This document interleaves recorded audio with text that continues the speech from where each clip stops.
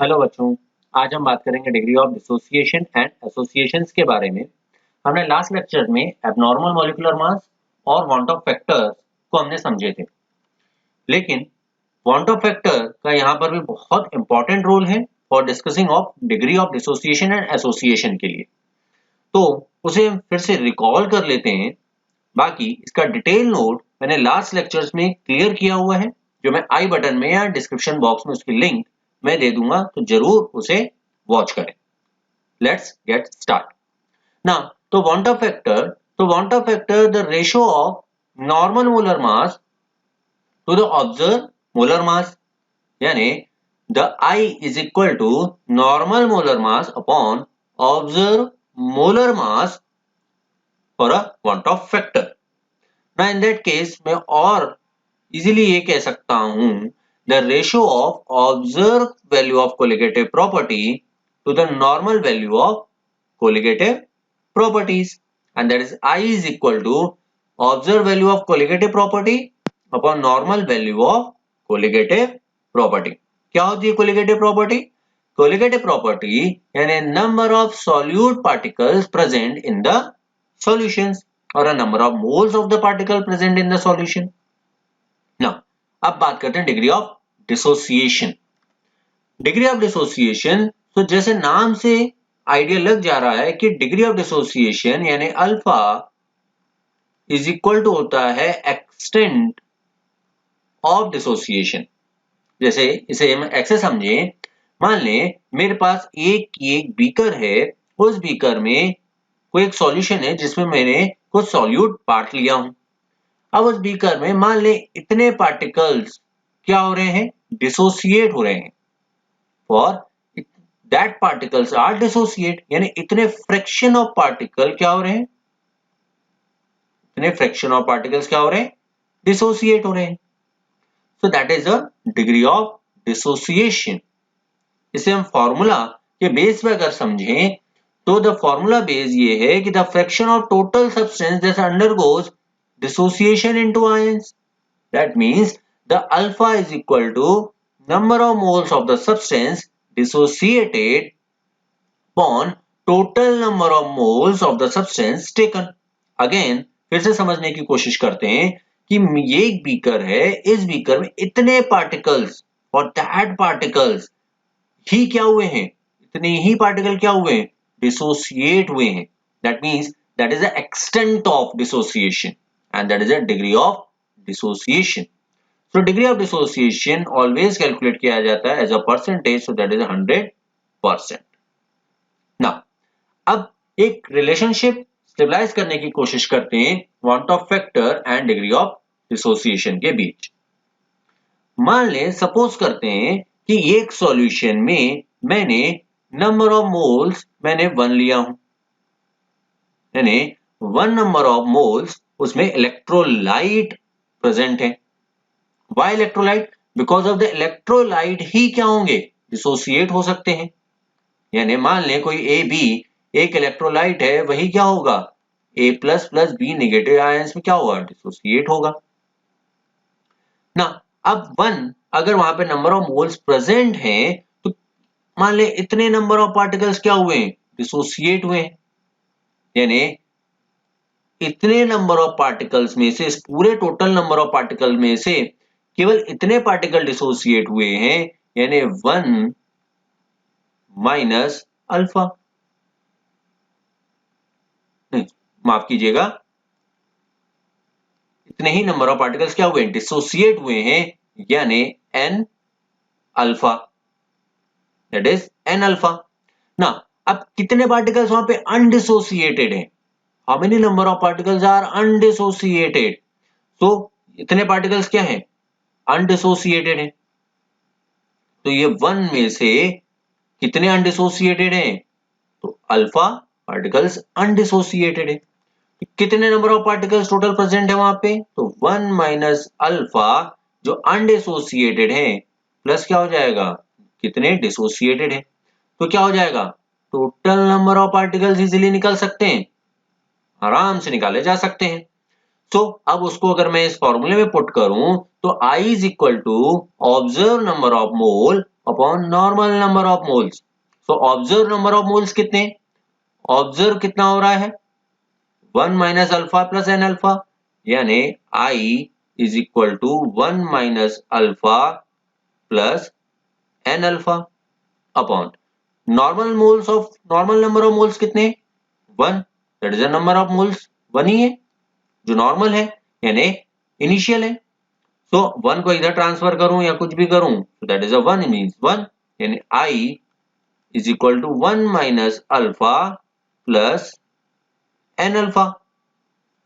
सो 1 को मैं इधर ट्रांसफर कर लूं तो क्या हो जाएगा I minus 1 is equal to minus alpha plus n alpha. तो आगे सॉल्व करते हैं, यानी I minus 1 is equal to क्या हुआ गया था minus alpha plus n alpha. तो अब यहां पर मैं अल्फा को अगर कॉमन ले लूं तो alpha is equal to n minus 1 I minus 1 ये लिखा जा सकता है। अब n माइनस 1 को इधर ट्रांसफर कर दें तो अल्फा इज इक्वल टू क्या हो जाएगा I minus 1 upon n minus 1, and that is the degree of dissociation and want Hoff factor के बीच में एक रिलेशनशिप है जिसके बेस पे मैं डिग्री ऑफ डिसोसिएशन को क्या कर सकता हूँ इजीली कैलकुलेट कर सकता हूँ। एंड व्हाट इज द, अब n कैसे कैलकुलेट किया जाए, so n that means, so n is equal to होता है number of moles of particles in solution, यानी कितने नंबर ऑफ पार्टिकल्स उस सॉल्यूशन में प्रेजेंट है। मान ले कोई AB इलेक्ट्रोलाइट है तो उस इलेक्ट्रोलाइट का क्या मिलेगा A plus plus B negative मिलेगा, यानी दो पार्टिकल्स वहां पे क्या है प्रेजेंट है। सो n की वैल्यू क्या हो जाएगी 2, and that is n is equal to 2। ना अब बात करते हैं डिग्री ऑफ एसोसिएशन के बारे में। What is degree of association? Now the degree of association the same as it is a dissociation. You know very well कि what is the mean of alpha? Alpha that means extent of association. That now, so मान ले same कि ये एक मेरे पास container है, उस container में बहुत सारे सॉल्यूट पार्टिकल्स प्रेजेंट हैं। अब इन सॉल्यूट पार्टिकल्स में से कुछ पार्टिकल्स, मान ले इतने पार्टिकल्स क्या हो रहे हैं एसोसिएट हो जा रहे हैं, यानी दैट 4 पार्टिकल्स जो यहाँ पे हैं वो 4 पार्टिकल्स कन्वर्ट हो जा रहे हैं डायमर में, they form a dimer.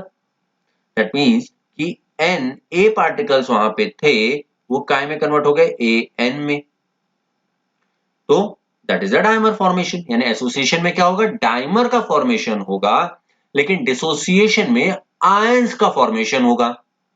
अब इसके बेसिक फॉर्मूलाज अपन देख लेते हैं। So there is a fraction of total substance that undergoes association. आप ये हटा दीजिएगा। Now association, so इसका भी फॉर्मूला अपन देख लेते हैं।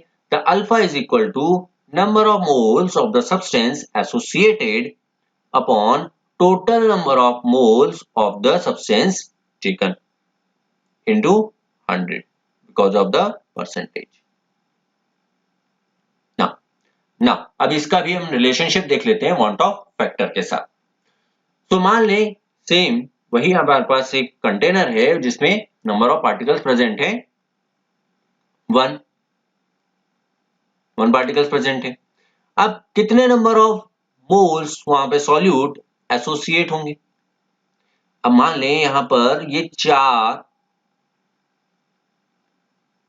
मॉलिक्यूल है, ये 4 सॉल्यूट पार्टिकल कन्वर्ट होंगे एसोसिएशन में यानी 2 में। दैट मींस कि जितने पार्टिकल्स वहां पे प्रेजेंट थे उस पार्टिकल्स का क्या हो जाएगा डायमर यानी हाफ हो जाएंगे, यानी जितने एसोसिएशन में हैं यानी फ्रैक्शंस में जितने होंगे उतना क्या हो जाएगा हाफ।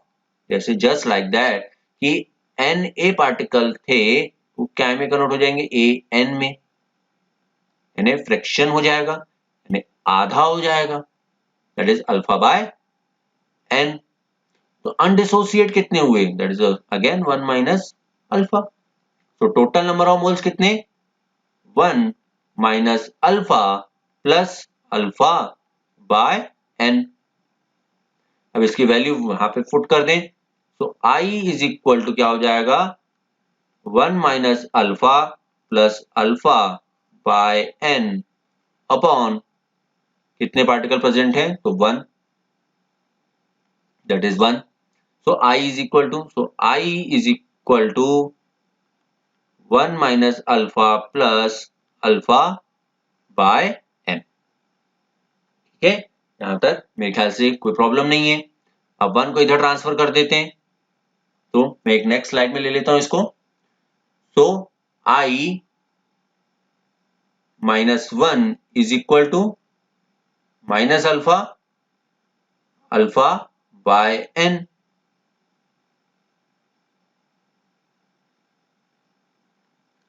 ओके, ये किए थे अपने 1 minus alpha plus alpha by n। Now in the same, I minus 1 is equal to minus alpha plus alpha by n। So I is equal to minus 1, तो यहाँ पे मैं अल्फा अगर कॉमन ले लूं तो अल्फा इज इक्वल टू हो जाएगा, सॉरी अल्फा हो जाएगा 1 अपॉन n माइनस 1। तो अल्फा को मैं यहाँ ले लेता हूं तो alpha is equal to I minus 1 upon 1 upon n minus 1। Now in the n, that means the same as the number of particles present in the solution। ठीक है, so there is a alpha, ये degree of association को क्या करेगा? Easily calculate करेगा, and that is the most important formulas। Now अब इन दोनों formulas के बेसिस पर हम कुछ न्यूमेरिकल्स सॉल्व करने की कोशिश करते हैं। Now the first numerical is a solution containing 0.5 gram of KCl dissolved in 100 gram of water freezes 0.24 degrees Celsius. So calculate the percentage ionization of the salt, and that is the cryoscopic constant for water is 1.86 Kelvin per mole। What is cryoscopic constant? Cryoscopic that means आप याद करिए last lectures में हमने देखे थे, that is the depression of freezing point। अगर आपको याद नहीं आ रहा है तो आप मैं डिस्क्रिप्शन में इसकी लिंक दे दूंगा, आप उसको जरूर वॉच करिएगा ना। तो यहाँ पे आप देख लेते हैं क्या क्या दिया हुआ है। हमें यहाँ पर क्या दिया हुआ है? WB दिया हुआ है, कितना दिया है? 0.5 ग्राम दिया हुआ है। और क्या दिया हुआ है? 100 ग्राम ऑफ वाटर यानी WA दिया हुआ है। और क्या दिया है? वाटर फ्रीजेस दिया हुआ है यानी TF हमको दिया हुआ है -0.24 डिग्री सेल्सियस। एंड देन हमको परसेंटेज आयोनाइजेशन यानी अल्फा ऑफ डिसोसिएशन क्या करना है? कैलकुलेट करना है। एंड देन KF हमको दिया हुआ है 1.86। ना देन और क्या क्या कैलकुलेट करना पड़ेगा? यहाँ पर M भी कैलकुलेट करना पड़ेगा क्योंकि मॉलिक्यूलर मास हमको दिया हुआ नहीं है। देन डेल TF भी कैलकुलेट करना है, एंड देन अल्फा कैलकुलेट करने के लिए हमको I भी कैलकुलेट करना है ना। तो पहले मैं कैलकुलेट कर लेता हूं डेल TF। तो del TF is equal to होता है T naught F minus TF। तो T naught F is equal to, so water freezes यानी वाटर का freezing point, water freezing point is 0 degree Celsius minus TF कितना दिया हुआ है? -0.24। TF कितना हो जाएगा? 0.24 degree Celsius. So that is the del TF। अब बात करते हैं MB। सो यहाँ पे फ्रीजिंग पॉइंट दिया हुआ है यानी कोलिगेटिव प्रॉपर्टी किसकी लगेगी? फ्रीजिंग पॉइंट की, यानी MB इज इक्वल टू होगा WB into KF into 1000 upon del TF into WA। So इसकी वैल्यू पुट कर दीजिए। WB इज 0.5, KF कितना दिया हुआ है? 1.86 इंटू 1000 एंड डेल TF कितना दिया हुआ है? 0.24 इंटू WA हमको दिया हुआ है 100। तो आप इसको कैलकुलेट करेंगे तो ये आ जाएगा 38.75 ग्राम molecular mass, and that is the observed molecular mass। क्योंकि ये फॉर्मूला में ये जो मॉलिक्यूलर मास कैसे निकला, इन वैल्यूज के बेसिस पे निकला है, and that is a observe value of colligative property. अब KCl, तो KCl का नॉर्मल मॉलिक्यूलर मास कितना होता है, तो पोटेशियम का मॉलिक्यूलर मास होता है 39 ग्राम, प्लस क्लोरीन का होता है 35.5 gram, and that is 74.5 gram of normal molecular mass of KCl। तो यहां से हम I की वैल्यू कैलकुलेट कर सकते हैं, तो I इज इक्वल टू हो जाएगा normal molar mass upon observe molar mass is equal to हो जाएगा 74.5 अपॉन 38.75, ये हो जाएगा 1.92। ना अब हम कैलकुलेट करेंगे अल्फा। सो अल्फा के लिए हमारे पास फॉर्मूला क्या था, अल्फा इज इक्वल टू था I minus 1 upon n minus 1। So I की वैल्यू कितनी है 1.92 माइनस 1 अपॉन n। n कितना हमको दिया हुआ है, n कौन सा है, दैट इज KCl इलेक्ट्रोलाइट है, यानी KCl इलेक्ट्रोलाइट अगर है तो उसके कितने आयंस हमको फॉर्मेशन में मिलेंगे, K plus plus Cl negative, यानी कितने मिलेंगे 2 आयंस, 1 प्लस 1 यानी 2। सो n की वैल्यू कितनी हो जाएगी 2, so that is 2 minus 1 is equal to हो जाएगा 0.92 बाय 1, यानी अल्फा इज इक्वल टू हो जाएगा 0.92। अब इसको अगर मैं परसेंटेज में कैलकुलेट करूं तो अल्फा इज इक्वल टू हो जाएगा 92%। That is a degree of dissociation. Now, thank you for watching this videos.